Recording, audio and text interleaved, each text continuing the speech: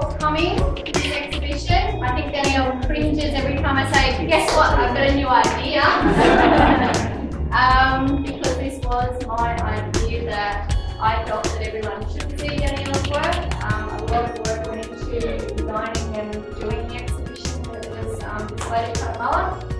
And when it came back in boxes, I'm going, no, it can't live in boxes, everyone has to see it now. So we decided to incorporate the Christmas party with this exhibition. So thank you for coming. And I am going to introduce Danielle, who is going to tell us a little more about the exhibition. And she is willing and able to answer all of your questions as we go around and talk and have a look at the images. Thanks, Sharon. I jumped off the plane and 48 hours ago I was told, you have to have a speech written. And I went, thanks. Some of the criteria that I put together for the theme was that everything had to be handheld. I wanted everything to be handheld. And I wanted it to be a mixture. I guess I picked portraiture because it's not a genre that I've worked a lot in over the last decade of my life, even though I've done a lot of photojournalism and portraiture is in the photojournalism. It was all about the people that I've met that have had a huge impact in my life. So then I started to think, okay, I'm going to pick handheld, I'm going to pick people, and I'm going to pick people where there's been an experience that has moved me and made me what I feel is a better person. One, as a person, that it's been a personal journey, and two, as a photographer, that it's actually pushed my boundaries as a photographer. So I'll briefly talk to you about the sections. The wall over here with the outback images are a series of images from a photo essay I did called Out Around the Blue, where I was commissioned to photograph for a period of over 2.5 years Australia during its worst drought in history. So I had a fairly big option for the area that I wanted to document, but I soon found out that outback Australia is a very, very large place. And if I wanted to really make a documentation of how this drought was affecting lives, but I also wanted to show the positive side of this drought, I needed to base myself in an area. So I picked the Border Shire, which borders with South Australia, New South Wales and Queensland, so that's why I picked that area. These two images here were actually a misprint in the exhibition, so you know, for every negative there's always a positive. There was a photo that I really, really loved that wasn't printed, but then these two were printed. And I actually didn't hang either of them in the final exhibition, simply because I could not choose which one I liked better. Across this wall is a selection of images that I shot while I was working in northwestern China. Northwestern China I found incredibly challenging as a shoot. It was at a time, and I know that I've spoken to certain people about this year who've gone through some very difficult times. It is at a time when I was ready to give photography up. I was going through a lot of personal issues that were affecting my work, and I lost a lot of confidence in myself and in my writing. So I went into northwestern China up to the Mongolian border and worked up there alone. A girlfriend joined me for a little while, a very dear friend of mine, for 6 weeks.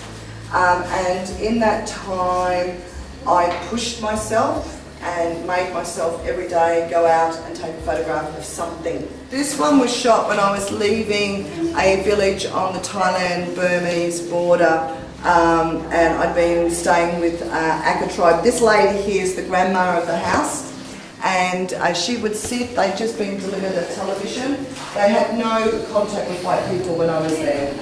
These two up here, which are from Vanuatu, and they were shot with my second digital camera. This was shot in Yakal village on Tanna Island. This series here, I shot in Honolulu. I was actually at dinner, and I was very, very rude to my dining companions, and one of them is here today, Owen, and excused myself to go outside to have a look outside the restaurant, and there were some prostitutes prostitutes.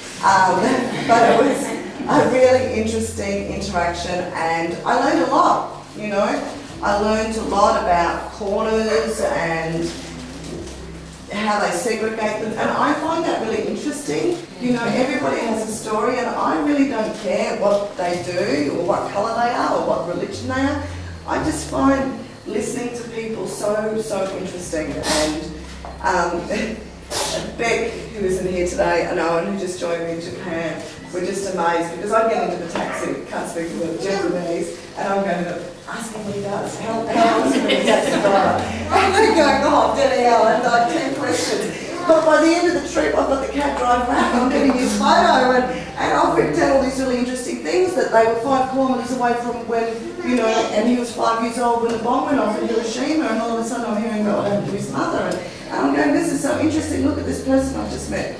So, which is how I met this guy, which was quite funny, because he had this most amazing shop in one of the back streets of Honolulu, and when he figured out that obviously I liked photography, he showed me some things. This was a chef just taking a break in one of the back alleys near the restaurant where the prostitutes lead people down. And the cat was just, to me, something that showed a changing face of a street that I was starting to get to know. The images from my photo essay, The White Road Nun, that I shot in Cambodia, documenting the work of the Dongshis, as they're called in Cambodia, bringing back Buddhism under the Pol Pot regime, which of course, for some of us that are more mature here, is within our lifetime. Some of people aren't, for sure, so we don't.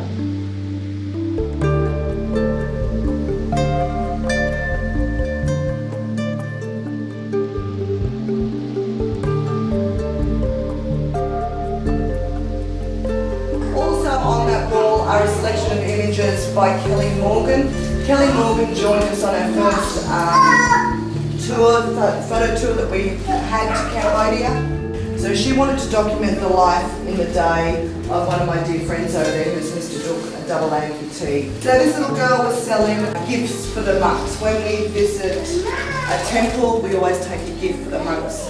So she's selling lotus, which are considered the highest gifts and incense, and she was just such a pretty little girl, and it was literally just a snap as I was going past. The rubbish dump village is quite an amazing place just outside Siem Reap, and it is a village that lives on the rubbish dump.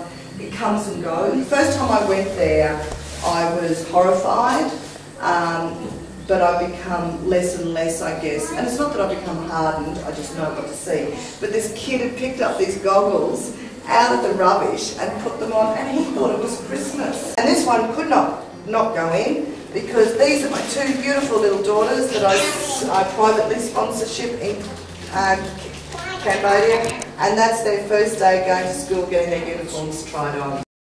Also this year, just before I go on, I've made the decision that each year Bluedog will purchase off somebody who's done a workshop an image, and we're going to start to form a permanent little gallery here. And this was the image that I chose this year, which was taken by Jeff Winslow.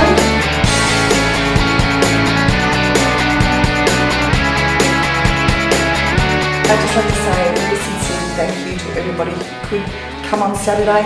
It was great to see so many of you here and to share the experience with you.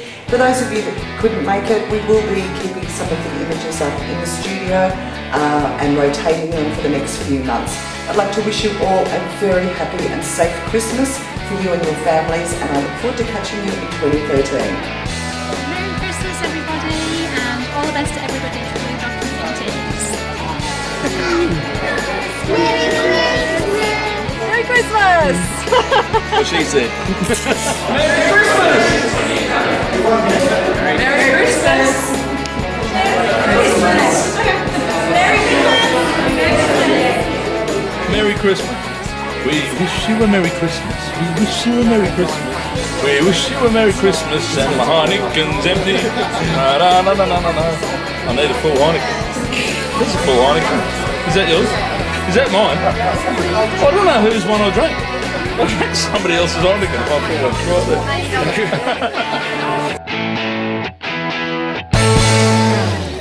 that. Merry Christmas! Nah.